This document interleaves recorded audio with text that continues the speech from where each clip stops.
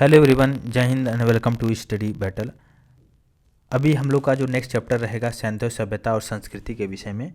इससे पहले हम लोग प्रागैतिहासिक काल में पाषाण काल, पूरा पाषाण काल देखे थे, मध्य पाषाण, नव पाषाण और ताम्र पाषाण, और जो भी आर्कोलॉजिकल साइट्स थी उसको विषय में हम लोग डिस्कस किए थे।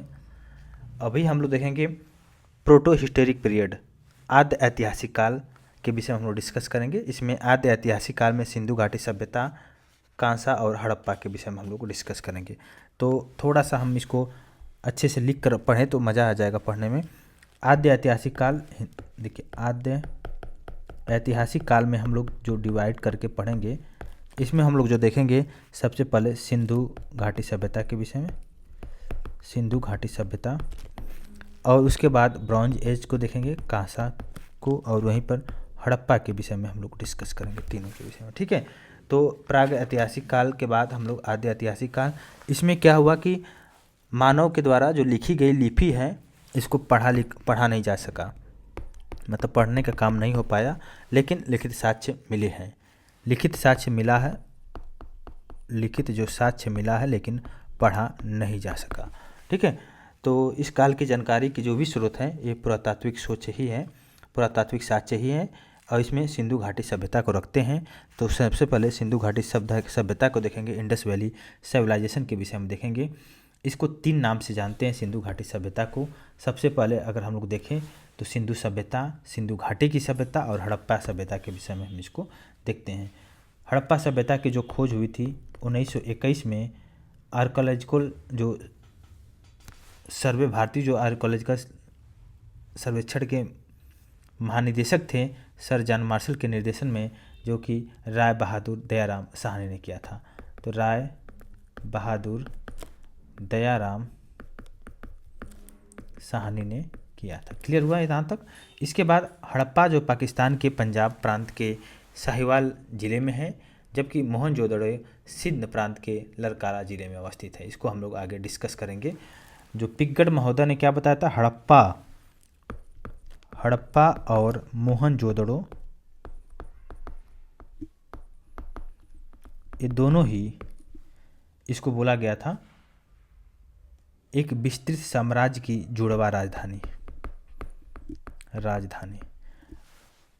हड़प्पा जो बसा है रावी नदी के बाएं तट पर, मोहनजोदड़ो बसा है सिंधु नदी के दाहिने तट पर अवस्थित है। ठीक है, तो सर जॉन मार्शल ने सबसे पहले इसी सभ्यता को बोला था, सिंधु सभ्यता का नाम दिया था। ठीक है, तो आई होप इतना क्लियर हो गया होगा। तो सिंधु घाटी सभ्यता के विषय हम लोग डिस्कस कर रहे हैं। सामाजिक रूप से रहने वाले जो व्यक्ति होते हैं इन्हीं को सभ्यता कहते हैं। यह सभ्यता सिंधु नदी घाटी के तट पर मिला था, इसलिए इसको बोला गया सिंधु घाटी सभ्यता। इसका विकास जो हुआ था, अगर हम टेन्योर की बात करें तो 2000 ईसा पूर्व से लेकर 1750 ईडी तक हुआ था, ईसा पूर्व तक। ठीक है, और इसका जो आकार होता है एक त्रिभुजाकार आकार का है, आगे हम लोग डिस्कस करेंगे। और इसका जो क्षेत्र फैला हुआ है 13 लाख वर्ग किलोमीटर में फैला हुआ है। ठीक है, इसमें कुल मिलाकर 350 स्थल मिले, साथ ही साथ 200 स्थल जो कि केवल कहाँ पे मिले हैं, गुजरात में। 350 स्थल में से 200 स्थल जो है गुजरात में ही मिले गए। 13 लाख वर्ग किलोमीटर इसका क्षेत्र है। सिंधु घाटी सभ्यता का जो आकार है कैसा है, त्रिभुजाकार, आपने देख लिया है। ठीक है, सिंधु घाटी सभ्यता विश्व की पहली एक नगरीय सभ्यता थी, जबकि विश्व की पहली सभ्यता मेसोपोटामिया की सभ्यता थी। ठीक है, जो कि एक ग्रामीण सभ्यता थी। आई होप क्लियर हो गया होगा। अब हम लोग देखेंगे लॉर्ड कर्जन 1904 में, जो कि पुरातत्व विभाग की स्थापना किया था, और इसके निदेशक जो थे सर जॉन मार्शल।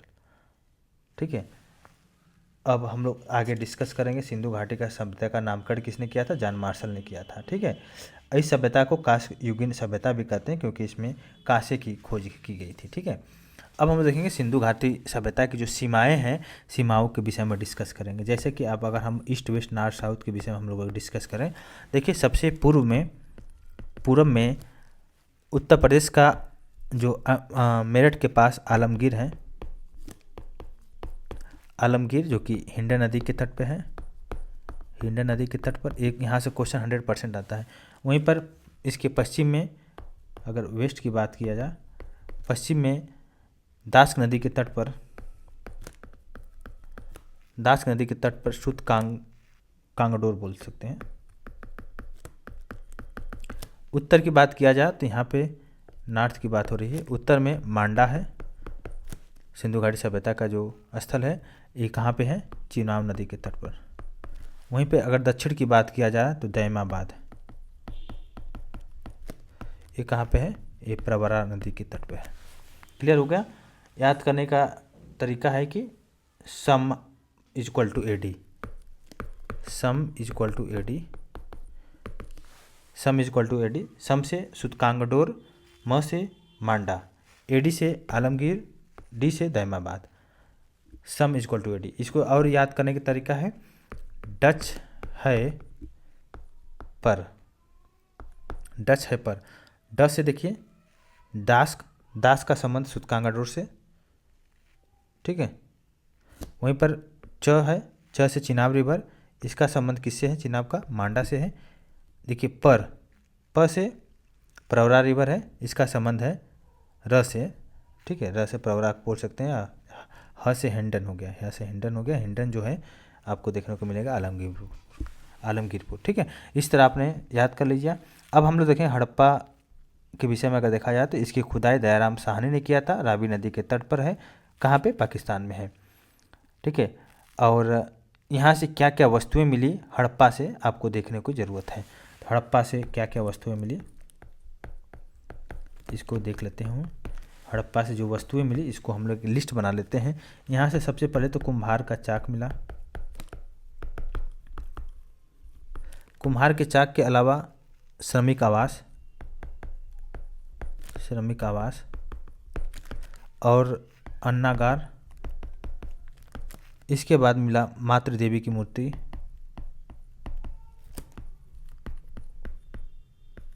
ठीक है। और इसके बाद लकड़ी की ओखली मिली, लकड़ी का ताबूत मिला, कब्रिस्तान मिला, स्वास्तिक चिन्ह मिला, हाथी का कपाल मिला, ये सब चीज़ें मिला।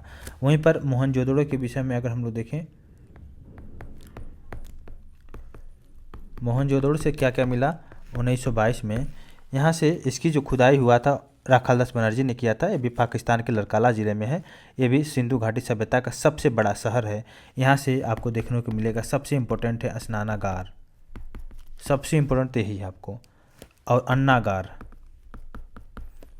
ठीक है। पुरोहित आवास यहाँ पर देखने को मिला, ठीक है। सबसे बड़ी विशेषता यहाँ की जो सड़कें हैं सीधी दिशा में होती थी, एक दूसरे को समकोण पर काटती हुई वर्गाकार दर्शाती थी, ठीक है। सूती वस्त्र मिले, पशुपति शिव मिले, कांसे की नर्तकी मिली, तांबे का ढेर मिला। तो कांसे का नर्तकी, इसको ध्यान दीजिएगा, कांसे की नर्तकी, ठीक है। और इसके अलावा तांबे का ढेर, ठीक है। घर में कुआं मिला, घर में कुआं भी मिला, आपको ध्यान देने की ज़रूरत है, ठीक है। इसके बाद देखिए सुतकांगडोर है, ये भी आपको सुतकांगडोर के विषय में देखा, सबसे पश्चिमी स्थल है, दास नदी के तट पर है। और यहाँ से क्या मिला आपको? सुतकांगडोर से आपको बंदरगाह मिला, जो सुतकांगडोर था यहाँ से आपको बंदरगाह। क्लियर हुआ? और चंदुहड़ो है 1931 में इसकी खुदाई हुई थी, गोपाल मजुमदार ने किया था। चंदुहड़ो से मिला था मनका, गुड़िया, सुई, धागा, ठीक है। रोपड़ के विषय में हम लोग थोड़ा देख लेते हैं कुछ आर्कोलॉजिकल साइट। रोपड़ जो है, ये रोपड़ नाम से ही पता चल रहा है कि ये पंजाब में ही होगा। कहाँ पे है? पंजाब में, सतलज नदी के तट पर। रोपड़ से क्या देखने को मिला यहाँ पे? इसका आधुनिक नाम रूपनगर है, ध्यान देने की ज़रूरत है। यहाँ पे कुत्ता का साक्ष्य मिला, पालतू कुत्ता, जो पालतू जानवर है, कुत्ता का साक्ष्य मिला, ठीक है। इसके बाद बनावली है, बनावली बहुत इंपॉर्टेंट है, हरियाणा में अवस्थित है। 1973 में इसका जो खुदाई किया था रविंद्र सिंह ने किया था, हरियाणा में स्थित है। यहाँ से आपको क्या मिले? सड़कें मिली हैं, सड़कें, टेढ़ी मेढ़ी सड़कें मिली है, ठीक है। कुड़ाल है, कालीबंगा से क्वेश्चन आता है, कालीबंगा ये भी बहुत इंपॉर्टेंट है। कालीबंगा का मतलब ही होता है काली मिट्टों की चूड़ी, तो इस तरह बोल सकते हैं चूड़ी, ठीक है। ईंट का जोता हुआ खेत जो होता है, हवन कुंड का साक्ष्य मिला है, ठीक है। इसका जो खोद किया था अमलानंद घोष के द्वारा किया गया था, ठीक है। तो कालीबंगा से आपको चूड़ी हो गया, ईंट हो गया, जोते हुए खेत हो गया, ठीक है। और ये कहाँ पे अवस्थित है? राजस्थान में, राजस्थान के घग्गर में स्थित है, ठीक है। इसके अलावा घग्गर नदी के किनारे है धौलावीरा। धौलावीरा बहुत इंपॉर्टेंट है, एक पेज और ले लेता हूँ और धौलावीरा के विषय में देखते हैं। धौलावीरा जो कि विषय में देखा जाए तो ये कहाँ पे है? गुजरात में है, गुजरात में अवस्थित है। और ये भी सबसे बड़ा स्थल है, सबसे बड़ा स्थल है, ठीक है, सबसे बड़ा स्थल है सिंधु घाटी सभ्यता का। और जेपी जोशी से इन्होंने खुदाई किया था। ये गुजरात और पंजाब मतलब पाकिस्तान में, पाक में, दोनों में फैला हुआ है। और सबसे बड़ा स्थल यहाँ पे राखीगढ़ी था जो कि हरियाणा में है। जो सुरकोटदा था ये गुजरात में है, ये भी है। यहाँ पे छोटे बंदरगाह, लोथल से बंदरगाह मिला आपको, बहुत इंपॉर्टेंट है। लोथल है, ये कहाँ पे है? गुजरात में, अहमदाबाद में। और यहाँ से भी आपको बंदरगाह का ही साक्ष्य मिला है, क्योंकि समुद्र के तट पे है तो बंदरगाह के साथ में, ठीक है। सबसे बड़ा डॉकयार्ड यहीं पे है, जो डॉकयार्ड होता है, जहाज़ों के रुकने का स्थान, वहीं पे मिला है। फारस की मुहर मिली है, माप तौल के सामान मिले हैं।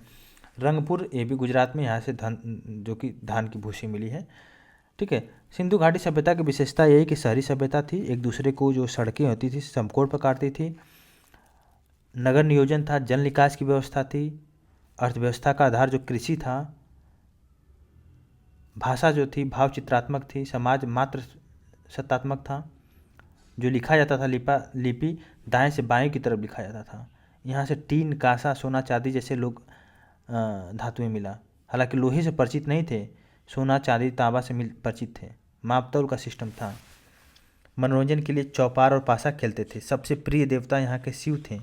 पसंदीदा वृक्ष था पीपल। इस तरह की चीज़ आपको देखा गया है। सिंधु सभ्यता के जो समाज 4 वर्गों में बांटा गया था, विद्वान, योद्धा, व्यापारी और श्रमिक वर्गों में बांटा गया था, ठीक है। सिंधु घाटी सभ्यता के जो पतन का मेन रीजन था कि बाढ़ आ गई थी, ठीक है। बाढ़ की वजह से पतन हुआ, तो बहुत सारे लोग ने अलग अलग दिया, लेकिन आप इतना जानिए कि बाढ़ की वजह से इसका पतन हुआ, ठीक है। इस तरह की चीज़ें रहा था। और इसी की हम लोग अब क्वेश्चंस को डिस्कस करेंगे। जैसे कि पहला क्वेश्चन है, सिंधु सभ्यता का मानव समाज विलक्षण है क्योंकि मुख्यतः जो आश्रित होता है अर्थव्यवस्था पर आश्रित होता है। इसके अलावा देखिए, हड़प्पा सिंधु घाटी सभ्यता से संबंधित है, ये आद्य ऐतिहासिक युग से संबंधित है। सिंधु घाटी सभ्यता एक नगरीय सभ्यता थी और सिंधु घाटी सभ्यता को आर्यों से पूर्व रखे जाने का महत्वपूर्ण जो कारण है वह है मृदभांड। क्या है? मृदभांड है। इसके अलावा अगर हम बात करें नेक्स्ट में, सिंधु घाटी की जो सभ्यता, लिपि आपने देखा, लिपि ज्ञान था, नगर नियोजन व्यवस्था थी, काफ़ी विकसित थे, आर्यों से भी अधिक विकसित थे ये लोग। यहाँ से जो मृदभांड पाए गए, ये सब सिंधु घाटी सभ्यता को आर्यों से जो कि पूर्व का सिद्ध करते हैं। काले रंग की जो आकृतियाँ से चित्रित लाल मृदभांड जो कि हड़प्पा सभ्यता संबंधी थी, ठीक है। सिंधु घाटी सभ्यता वैदिक सभ्यता से क्यों भिन्न थी? क्योंकि इनके पास विकसित शहरी जीवन की सुविधाएं थी, इनके पास चित्रलेखी लिपि थी, इनके पास लोहे और अच्छा शास्त्रों के ज्ञान का अभाव था। हालांकि सोना, चांदी, कांसा से संबंधित थे। ये सब आपको पुरातात्विक खुदाई के बाद ही ये सब पता चला था। देखिए, E.H. मैके के द्वारा बताया गया कि सुमेर से लोगों का पलायन। मार्टियम ह्यूलर ने बताया था कि पश्चिमी एशिया से सभ्यता के विचार का प्रवसन। ये सब हड़प्पा संस्कृति की उत्पत्ति के संदर्भ में है। अमलानंद घोष का कथन अलग था कि इन्होंने बताया था कि हड़प्पा सभ्यता का उद्भव पूर्व हड़प्पा सभ्यता की परिपक्वता के परिणाम स्वरूप हुआ। चांदी की जो सबसे पहले साक्ष्य मिला था हड़प्पा संस्कृति से मिला था। और मृदभांड जो मिट्टी के बर्तन थे वो लाल रंग की थी, ठीक है। मूर्ति पूजा का आरंभ भी प्री आरंभ्य जो पूर्व आर्य सभ्यता से है। वहीं पर देखिए, गाय, हाथी, गेंडा और बाघ, जिसका हड़प्पा सभ्यता में पाई गई मुहरे और टेराकोटा कलाकृति में निरूपण नहीं हुआ है वो गाय का कहीं भी यूज नहीं देखने को मिला है। तो हाथी का हुआ है, गेंडा का हुआ है, बाघ का हुआ है। वहीं पर देखिए, चंदूहड़ो, कोटदीजी, साहूगारो और देसलपुर में जो हड़प्पाई स्थल है वह है साहूगारा। ठीक है। सावगारा गाय को जो महत्व स्थान आगे दिया गया है, आगे हम लोग डिस्कस जब करेंगे वैदिक काल तो उसमें इनमें दिया गया है, ठीक है। सागौरा जो कि उत्तर प्रदेश के कहाँ पे है, गोरखपुर में है। GKP गोरखपुर से माननीय जो उत्तर प्रदेश के मुख्यमंत्री हैं योगी आदित्यनाथ जी वहीं से चुने गए हैं, ठीक है। और यहीं से आपको अन्नागार होने का भी विवरण मिलता है, ठीक है। और सागौरा कहाँ पे, गोरखपुर कहाँ पे, राप्ती नदी के तट पे, राप्ती नदी। अब देखिए कुछ प्राचीन स्थल और उससे कुछ खोजा गया चीज़ें। लोथल बहुत बड़ा डॉकयार्ड बंदरगाह भी है। कालीबंगा जूता हुआ खेत, चूड़ियाँ, धौलावीरा यहाँ भी बहुत बड़ा आकार का एक शिलालेख है, 10 चिन्हों वाला शिलालेख है। बनावली पक्की मिट्टी की बनी हुई हल की आकृति, ठीक है। और हड़प्पा से आपने देखा कि समाधान था R37 नर्तकी की मूर्ति जो कि मोहनजोदड़ो से आपको बताया ही मैं। हड़प्पा जो बसा है रावी नदी के तट पर, हस्तिनापुर गंगा नदी के तट पर, नागार्जुन कोंडा कृष्णा नदी के तट पर, पैठन जो कि गोदावरी नदी के तट पर, कालीबंगा आपको पता है कि घग्गर, लोथल भोगवा नदी के तट पर, इस सब को हम लोग आपको बताया मैं। रोपड़ जो कि सतलज नदी के तट पर, ये सब है। और सबसे बड़ा महान स्नानागार भी मोहनजोदड़ो से प्राप्त हुआ है। आलमगीरपुर अगर देखा जाए ये कहाँ पे, उत्तर प्रदेश के मेरठ के पास है, मेरठ जिला। इसका जो उत्खनन करता थे यज्ञदास शर्मा थे, 1958 में हिंड नदी के तट पे है। आपने देखा हिंड नदी के तट पर। लोथल एक गुजरात में है, यहाँ पे आपको क्या मिला था, डॉकयार्ड मिला था, ठीक है। रंगनाथ राव के द्वारा इसका उत्खनन कराया गया था। वहीं पर कालीबंगा राजस्थान में है और इसका जो उत्खनन कराया था BB लाल ने कराया था, घग्गर नदी के तट पे है। रोपड़ पंजाब में आपने देखा ही, पंजाब में रोपड़ है और सतलज नदी के तट पे है। यज्ञदत्त शर्मा के द्वारा इसका उत्खनन कराया गया था। दैमाबाद महाराष्ट्र में आपने देखा है कि दैमाबाद के विषय में कि कौन सी नदी के तट पे है दैमाबाद, आपको बताना है, दास्क रिवर। वहीं पर देखिए मांडा जम्मू कश्मीर में, हुलास उत्तर प्रदेश में, बालू हरियाणा में, वहीं पर पांडरी गुजरात में अवस्थित है। इसी तरह आप इसको भी देख लीजिए। हड़प्पा का संबंध रहा दयाराम साहनी से, हस्तिनापुर का बीबी लाल, तक्षशिला का संबंध जॉन मॉर्सल से, कौशाम्बी का संबंध NG मजुमदार से, लोथल का SR राव। इस तरह आप देख सकते हैं।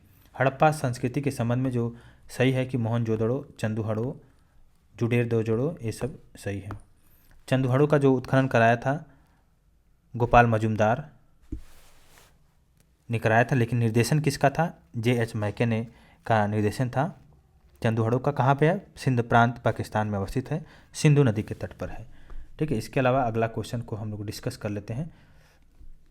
अगला क्वेश्चन है कि कालीबंगा, हड़प्पा, लोथल और आलमगीरपुर में से सिंधु सभ्यता जो पाकिस्तान में है हड़प्पा है, और रंगपुर ये भी आपको सौराष्ट्र गुजरात में है। टेराकोटा हल्का ये बनावली कालीबंगन से प्राप्त हुआ है। और दधेरी एक परिवर्ती हड़प्पाई स्थल है, ये पंजाब का है। लोथल से डॉकयार्ड मिला था आपको, ये गुजरात में है, जबकि हड़प्पा आपको और मोहनजोदड़ो दोनों ही पाकिस्तान में देखने को मिलेगा। लोथल का पुरातत्वक स्थल जो कि अवस्थित है भोगवा नदी के तट पर, ये लोथल एक यहाँ पे पत्तन नगर बोल सकते हैं, बंदरगाह यहाँ पे है, ठीक है, जो कि पश्चिम एशिया से व्यापारिक संबंध को बढ़ाता था, ठीक है, लोथल। वहीं पे देखिए पाटलिपुत्र का कहीं संबंध नहीं है। कालीबंगा राजस्थान, रोपड़ अभी आपने देखा पंजाब हो गया, पाटलिपुत्र नहीं है, लोथल गुजरात हो गया। भारत का सबसे बड़ा हड़प्पन स्थल राखीगढ़ी है। वहीं पर विकल्पानुसार अगर देखा जाए तो सिंधु घाटी सभ्यता जिन नदियों के तट पर बसा है, सिंधु है, यह है सिंधु घाटी, चिनाब है, झेलम है। राखीगढ़ी अगर देखा जाए तो संपूर्ण सिंधु घाटी सभ्यता का सबसे बड़ा पुरातत्व स्थल है। मातृशक्ति में विश्वास करते थे और जो पूजा करते थे सिंधु घाटी सभ्यता के लोग, मातृदेवी की, पशुपति की, लिंग योनि की, पशुओं की और नागों और वृक्षों की करते थे। देखिए जो प्रभारी रहते थे मोहनजोदड़ो और हड़प्पा की जो पुरातात्विक खुदाई के प्रभारी थे दयाराम साहनी के निर्देशन में हुआ था, ठीक है। उत्खनन करता थे रावी नदी के तट पर, लेकिन प्रभारी थे सर जॉन मार्शल थे। सुरकोटता नामक जो हड़प्पई स्थल है, इसके विषय में अगर हम लोग देखा जाए तो जगपति जोशी के द्वारा इसका खोज की गई थी। तो राखालदास बनर्जी मोहनजोदड़ो खोज किए थे, दयाराम साहनी हड़प्पा की खोज किए थे, आपने देखा ही। तो मोहनजोदड़ो पाकिस्तान के लड़काला ज़िले में सिंध प्रांत में है, सिंधु नदी के तट पे। हड़प्पा आपने देखा कि मोंटगोमरी ज़िला पंजाब पाकिस्तान में उत्खननकर्ता दयाराम साहनी थे, रावी नदी के तट पर 1921 में। तो 1921 1922 में आपने देख लिया है। कालीबंगन आपने देख लिया, राजस्थान में है, गंगा नदी के तट पर बीबी लाल इसके उत्खननकर्ता थे। क्लियर हो गया होगा। वहीं पर देखिए नगरीय सभ्यता थी, सिंधु घाटी सभ्यता, व्यापार होता था, वाणिज्य होता था, मातृ देवी की उपासना की जाती थी, ठीक है। इसकी वजह से सिंधु घाटी सभ्यता काफ़ी जानते थे। यहाँ पे कृषि कार्य और उद्योग भी होते थे। हड़प्पा का उत्खनन करने वाला प्रथम पुरातात्विक जो जिसके महत्व को नहीं समझ पाया था, ए कनिंघम। बी ए स्मिथ जो थी ये भी संबंधित नहीं थे। आर डी बनर्जी थे, के एन दीक्षित थे, एम एस वेस और बी ए स्मिथ नहीं थे। ये तीनों लोग मोहनजोदड़ो हड़प्पा से संबंधित थे। अगला क्वेश्चन है कि ये हड़प्पा, इसी के विषय में अगर बात हो रही तो ये नगरीय संस्कृति थी। लोहे का हल, आहत मुद्रा, चांदी के सिक्के, फिर सोने के सिक्के। सबसे पहले तांबा का प्रयोग हुआ था और हाथी का दांत भी आपको लोथल से मिला था। लोहे की प्राप्ति नहीं हुई थी, जैसा कि आपने देखा है कि हड़प्पा कालीन में सोना चांदी कांसा मिला था लेकिन लोहा नहीं मिला था। बनावली के विषय में दिखाया तो यहाँ पे गंगा नदी है। और इसके अलावा सही कथन देखा जाए तो देखिए मोहनजोदड़ो, हड़प्पा, रोपड़, कालीबंगा ये सब सिंधु घाटी सभ्यता के प्रमुख स्थल है। हड़प्पा के लोगों ने सड़कों और नालियों के जाल के साथ नियोजित शहरों का भी विकास किया था। धौलावीरा ये भी आपको यहाँ से शैलकृत स्थापत्य के प्रमाण मिले हैं, गुजरात में है, ठीक है। इसको 3 भागों में बांटा भी गया है धौलावीरे के विषय में। धौलावीरे इंपॉर्टेंट है, इसको आप देख लीजिएगा धौलावीरे से, ठीक है। और इसके अलावा अगर हम लोग बात करें धौलावीरे के विषय में, आपने देखा ये भारत में दूसरी सबसे बड़ी बस्ती है, पहला राखीगढ़ी है, गुजरात के कच्छ में है। और यहाँ से अनेक महत्वपूर्ण जानकारी प्राप्त हुई है, जैसे कि रॉक कट शैलकृत जलकुंड प्राप्त हुआ है, ये भी इम्पोर्टेंट रहा है। क्लियर हो गया होगा। और इसको 3 भागों में बांटा गया था, किला, मध्यनगर और निचला नगर में विभाजित किया गया था। अगला क्वेश्चन है कि कुतांसी, धौलावीरा, लोथल और कालीबंगा में से वह स्थल जो कि द्विशव संस्कार का प्रमाण मिला, जिसको बोलते हैं डबल बरियल। तो लोथल और कहाँ पे मिला है, लोथल और कालीबंगा से, तो मतलब मानव संसाधन जो कि ये मिला है। उत्तर प्रदेश का जो मांडी स्थल है उत्तर प्रदेश में है। कपास की खेती भारत में ही सबसे पहले वस्त्रों के लिए प्रारंभ किया गया था। सिंधु घाटी सभ्यता के संदर्भ में सही कथन है कि यह प्रमुखतः लौकिक सभ्यता थी। इसमें धार्मिक तत्व यद्यपि उपस्थित वर्चस्वशाली नहीं था। उस काल में भारत में कपास से वस्त्र बनाए जाते थे। सिंधु घाटी सभ्यता के संबंध में सही कथन है देवी देवताओं और दोनों की पूजा करते थे। और सिंधु घाटी सभ्यता से संबंध विख्यात वृषण मुद्रा जो प्राप्त हुआ था मोहनजोदड़ो से प्राप्त हुआ था। सिंधु घाटी से प्राप्त मोहरों में वृक्ष की जो आकृति मिलती है पीपल से मिलती है और घोड़े का कहीं भी अंकन नहीं किया गया है। अगला क्वेश्चन है कि जिस पशु के अवशेष सिंधु घाटी सभ्यता में प्राप्त नहीं हुए, शेर का कोई भी अस्तित्व नहीं रहा है, ठीक है। हालांकि देखिए मानव संविधान तो मिले ही हैं, 125 मानव संविधान प्राप्त हुए थे हड़प्पा स्थल में, आपको ध्यान देने की ज़रूरत है, ठीक है। और यहाँ पे पशुओं का साक्ष्य तो मिले लेकिन शेर के साक्ष्य कोई भी देखने को नहीं मिला, ठीक है। पीपल का वृक्ष मिला आपको, ठीक है। और जो मोहरें थी सब सेलखड़ी की बनी हुई थी, कांचली मिट्टी, चट, गोमेद से बनी हुई मोहरें थी, ठीक है। तो पशुओं में आपने देखा कि मोहरे पर जो मिलता था बैल, हाथी, भेड़ के उस अंकन मिलता था, ठीक। शेर का कोई भी देखने को मिलता नहीं, ठीक है। हालांकि मतभेद होता था लेकिन कोई बात नहीं। देखिए कालीबंगा से क्या मिला, मृड पट्टिका पर उत्कीर्ण सिंहयुक्त देवता की कृति मिली थी। वह सभ्यता जो नील नदी के तट पर ये पनपी है वह मिस्र की सभ्यता। मिस्र की सभ्यता नील नदी के तट पर मिस्र की सभ्यता पनपी है। देखिए मेसोपोटामिया की जो सभ्यता है इसको भी आप देख सकते हैं कि इसका जो विकास हुआ था इराक में टिग्रिस और यूफ्रेट्स नदी के मध्य हुआ था। यहाँ की मिट्टी बहुत ही उपजाऊ होती थी। ये जो सभ्यता थी मेसोपोटामिया की सबसे बड़ी ग्रामीण सभ्यता थी। वहीं पर सिंधु घाटी सभ्यता सबसे बड़ी शहरी सभ्यता रही है। और जो मेसोपोटामिया की सभ्यता थी इसका जो मुख्य आधार कृषि रहा है, क्योंकि ग्रामीण में तो रहा ही है। इसको भी मेसोपोटामिया की सभ्यता को 4 भागों में बांटा गया। एक सुमेरियन की सभ्यता, बेबीलोन की सभ्यता, सीरिया की सभ्यता और कॉल्ड्रिया की सभ्यता। बेबीलोन में झूलता हुआ बगीचा स्थित है। सिकंदर ने जो बेबीलोन की सभ्यता इसको विनाश कर दिया, ठीक है, विनाश कर दिया सब, ठीक है। और इसी के स्थान पर ग्रीस सभ्यता को थोप दिया। मिस्र की सभ्यता जो थी 2100 ईस्वी में, 2100 ईस्वी पूर्व में रेगिस्तान मिस्र में अवस्थित है। ये नील नदी की देन है। यहीं से फिरौन के नेतृत्व में विकास हुआ और यहीं पे पिरामिड, सूर्य कैलेंडर, मम्मी का विकास हुआ, ठीक है। वहीं पर रोम की सभ्यता इटली में विकसित हुआ और भूमध्य सागर पर अधिकार कर लिया गया इसने, जो कि रोम की सभ्यता ने पूरा अधिकार कर लिया भूमध्य सागर पर।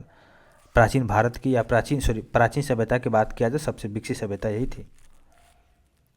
आज भी इसके अवशेष सुरक्षित हैं, काफ़ी यहाँ पे लोग जाते हैं। वहीं पर फारस सभ्यता जो कि ये भी ईरान में है, इसका भी विकास बहुत तेज़ी से हुआ और यहाँ पे फारसी और पारसी धर्म को मानने वाले लोग थे। सिकंदर ने भी इसका अंत कर दिया। इस तरह अंत कर दिया दुनिया की सबसे प्राचीनतम सभ्यता, ग्रामीण सभ्यता मेसोपोटामिया, यहाँ का इराक का। वहीं पर शहरी सभ्यता में सिंधु घाटी सभ्यता, हड़प्पा सभ्यता। क्लियर हुआ। अब हम देखेंगे अगला जो चैप्टर रहेगा वैदिक काल, इसको भी बिल्कुल रट डालेंगे, मज़ा आ जाएगा। Thank you so much.